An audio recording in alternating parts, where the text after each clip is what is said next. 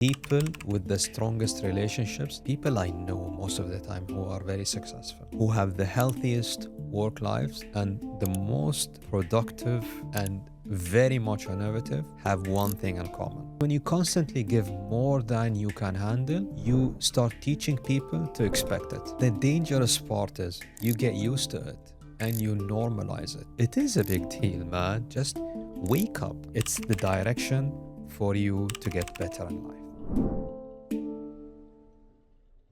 Marhaban, how's it going, everyone? And welcome back to UAP, where we equip you with the skills required to grow and reflect so you can live with intention. I'm your host, Saeed Al-Ghafiri, and I'm very grateful that you're spending this time with me. Your messages, your support is what really keeps me going and make this podcast for you. Before we dive deep into today's episode, and since your contribution is what really fuels me, please share this episode with someone who really needs it. All right? Today's topic is one most people misunderstood or misunderstand. We are talking about boundaries. You know, people think boundaries are like a barrier or maybe a rejection. For me, it's more like a filter, more like a door. It's basically protecting your time so that you can innovate and also grow.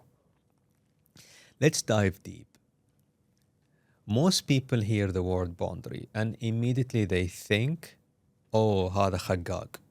Oh, this guy is just cold, harsh, selfish, even antisocial. I mean, God knows what else. But the truth is, people with the strongest relationships, the people I know most of the time who are very successful, who have the healthiest work lives and the most productive and very much innovative, have one thing in common, which is boundaries. They know how to say, this is okay with me and this isn't. They're really, honestly, very much, I would say, smart about that. You know, boundaries are not really shutting people out. No. It's not really that. It's about protecting your time and letting people in without losing yourself in the process. And when you don't have them, you know what happens? You become very much overcommitted and you feel drained. And ultimately, you're just not productive at all. And the worst of all that is people just get used to crash on with no limit, trying that espresso machine, sitting on that chair for whatever or no reason whatsoever. And you are stretching yourself so thin and, God forbids, leading to being sick and overlooked and honestly misunderstood. You know why this is important? Because living without boundaries doesn't just exhaust you, it reshapes your identity. Because when you constantly give more than you can handle, you start teaching people to expect it. And then you start teaching yourself that your needs don't really matter. And slowly and quietly, you lose respect for your own limits. And the dangerous part is you get used to it and you normalize it. You tell yourself things like, oh, it's okay. I don't want to make anyone uncomfortable. Or you may be saying, it's easier if I just take care of it. Or you may be like, oh, it's not a big deal. But it is a big deal, man. Just wake up. Because honestly, having boundaries, it's not really optional. And it's the direction for you to get better in life. Let's make this a little bit real when it comes to having boundaries. Someone gets a call on the weekend, okay? And this guy invites him or her to, let's say, a plan. And honestly, you don't want to go there. You just want to lay down on your sofa, eat popcorn, and just watch Netflix. Yet, you feel guilty to say no. And you just end up going there. and you wake up on Monday and your weekend is just wasted. Or someone at work just keeps unloading you with tasks that you really don't want to have. And they'll be like, please do this for me. I am unwell. And all the crap that comes around that when they handed you these tasks. And you know deep down that this is not right. And you just keep accepting and accepting and accepting because you don't want to seem difficult. Or, a friend calls you when they need something and you free yourself, honestly, let's say for a specific time. And the worst, this is a true story. Or you expect someone to call you and then you free your time, let's say from 6 to 10 p.m., just waiting for that call to come. Okay? This is not great. Imagine when you're waiting for that call, your daughter passes by and you would be like, not now, my dear. You're just losing a lot when it comes to that. In all these situations, it's not like you lack strength. It's that you haven't practiced how to communicate what's acceptable and what's not. Let me share with you a couple stories.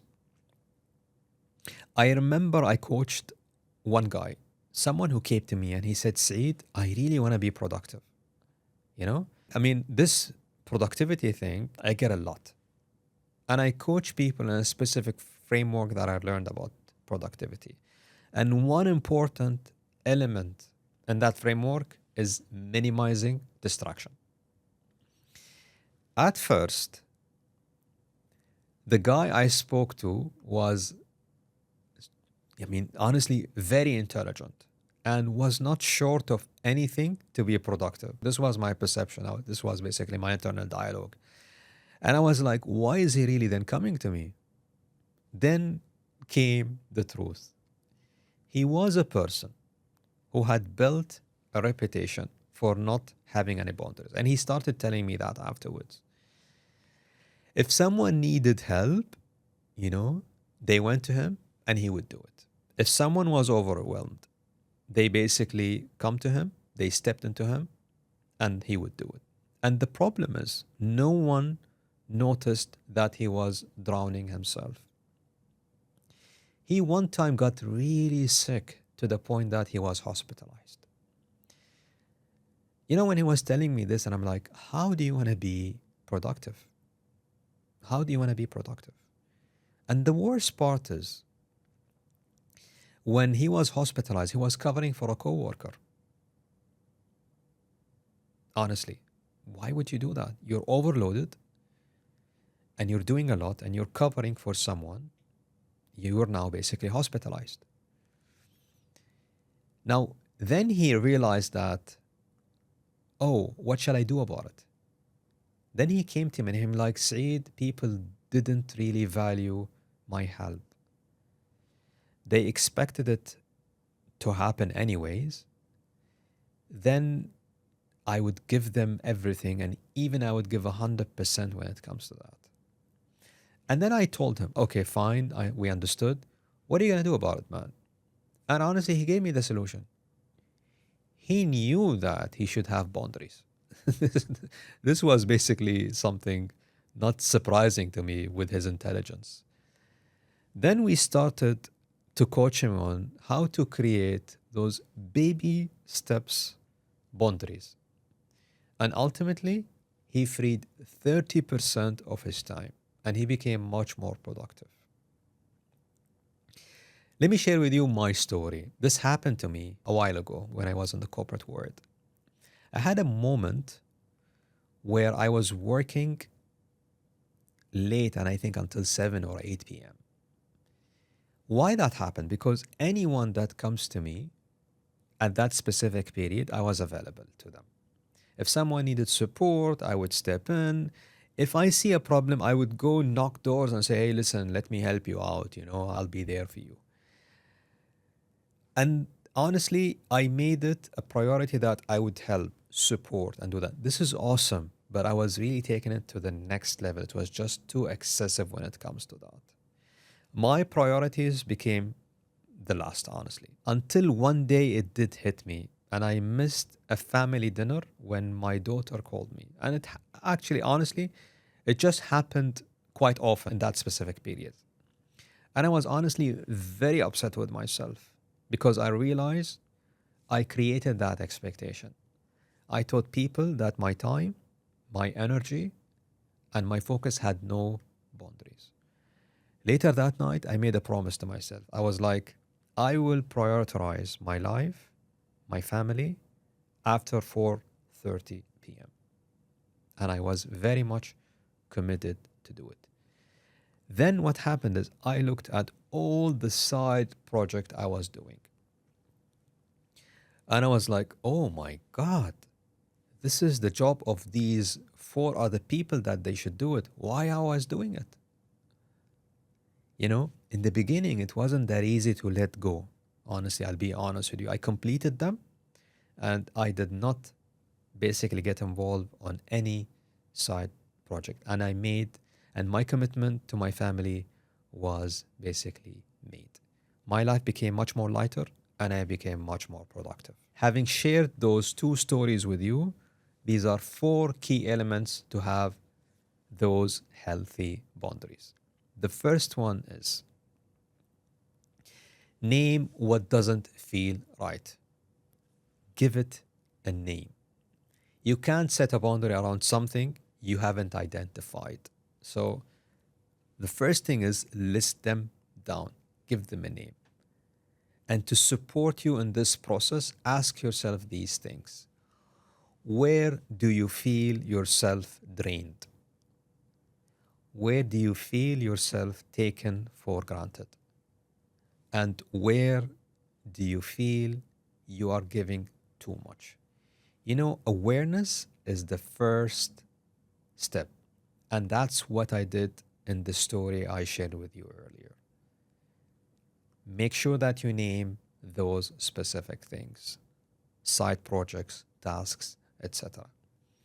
When you name it, then the second thing is communicate without explaining your entire life story. Don't be too dramatic.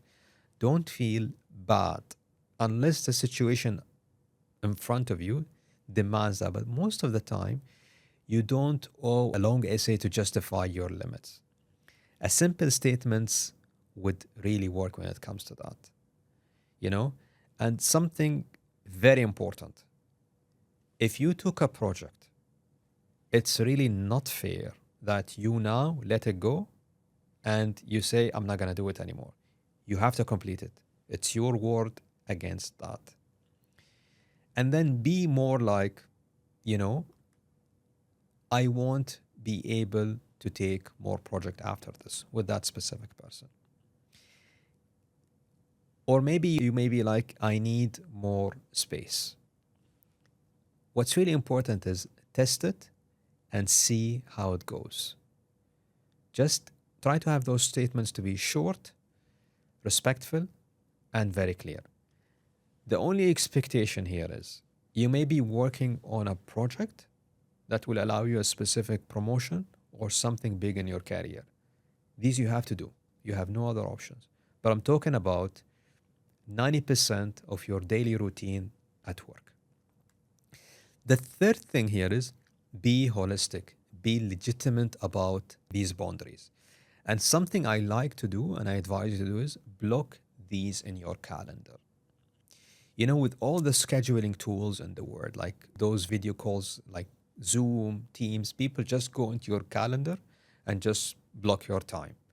And when they see something, they would respect that time. Some of them they don't respect. They would just put a meeting request over there and just ignore you for the time being. The more you block your calendar, the more you are planned and the more consistency will be built around people respecting your time when it comes to do that. This really helps. And the fourth thing is build environments that supports your limits when it comes to boundaries. You know, it's all about what you surround yourself with. Create routines that protect your time, you know? Let me share with you something. It could be around, have a time around and checking your email, okay? Have a time around researching, a meeting. The more you create a routine around how you protect your time on a daily basis, the better it is, and the better you're going to be able to have boundaries when it comes to that, you know? And choose people who respect your no, really, honestly, as much as your yes. You may think that they are nice, they will give you something in return, but the people who would really respect your no are the people you want to be next to. And remove yourself from spaces that drain you more and will not allow you to grow in your career. A tip that I learned, and honestly, I basically do it most of the time, especially in noisy environment, wear a noise cancellation headphone to concentrate on a specific task and be legitimate about that specific boundary that you have. All right? And as a reflection for today's episode, take a moment and ask yourself, where in your life do you need a boundary the most right now? And who constantly crosses your limits? And why do they do it? Why are you allowing it? And what's one boundary that you're going to have in the next 24 hours to protect your energies? Really, don't overthink it. Always start tiny or small and be honest when you do it. And just start for the time being. And as we end, boundaries are not really a rejection.